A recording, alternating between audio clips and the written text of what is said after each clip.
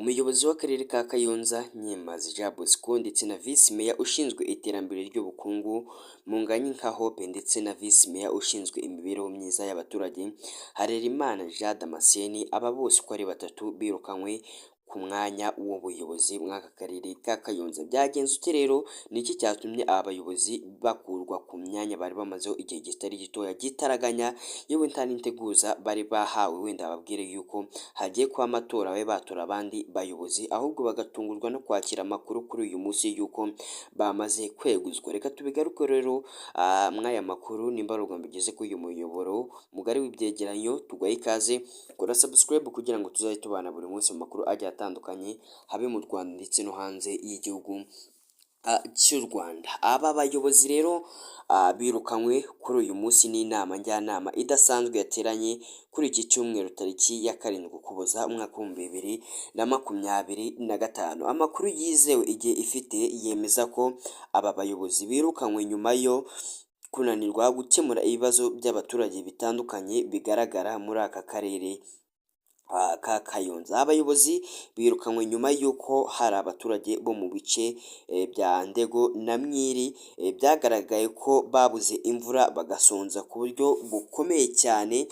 Iki kibazo cyageze aho bamwe batangira gusohoka, nyamara ngo leta yari ifite ibyo kurya, ahubwo harabaye uburangare mu kubitanga, bikaba ngombwa yuko abaturage bamwe na bamwe batangira gushiramo umwuka kandi nyamara ibiryo bihari aba bayobozi batarabitanze. Bivugwa ko kandi aba bayobozi batumvikanaga nabo ubwabo, ko ahubwo akenshi bahoraga bashyamirana kubera kudahuriza ku kintu kimwe, cyangwa se bafate ibyemezo bimwe na bimwe babihurizeho, bikarangira rero muri bo nabo ubwabo basubiranamo uko bwije nuko bukeye. Ni ikibazo rero cyagiye kibaho inshuro nyinshi kugeza ubwo bamwe mu bayobozi babungaga inshuro zirenze imwe, bitewe n'uko nabo ubwabo batashyiraga hamwe, batahirize ku mugozi umwe. Rero kuri uyu munsi ku itariki 7 Ukuboza byarangiye aba bayobozi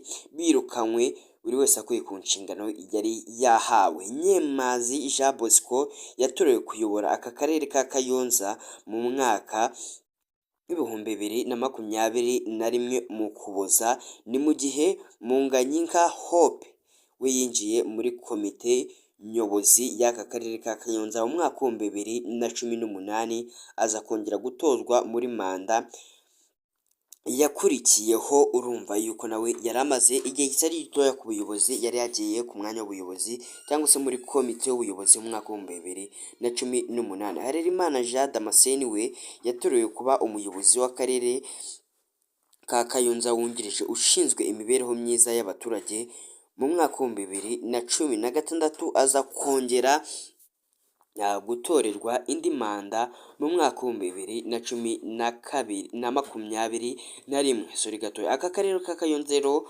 kavugwamo ibibazo bijyanye n'izuba ryinshi cyane, mu gihe hari imishinga yagashyizwemo yo kuhira irimo Cure P1 ndetse na Cure P2 n'indi igiye itandukanye, yashowemo arenga miliyari 100 z'amafaranga y'igihugu cy'u Rwanda. Gusa iki kibazo ntikirabasha kurangira kuko abaturage ba Ndego na Mwiri bahora bataka buri mwaka bavuga yuko inzara ibamereye nabi. Ngaho rero nguko twari twayabateguriye, nimba ari ubwa mbere wari ugeze hano kuri uyu muyoboro mugari wa Sam G Official, kora subscribe kugira ngo tuzajye tubana buri munsi mu makuru agiye atandukanye abavugwa hirya no hino, habe mu Rwanda ndetse no hanze y'igihugu cy'u Rwanda.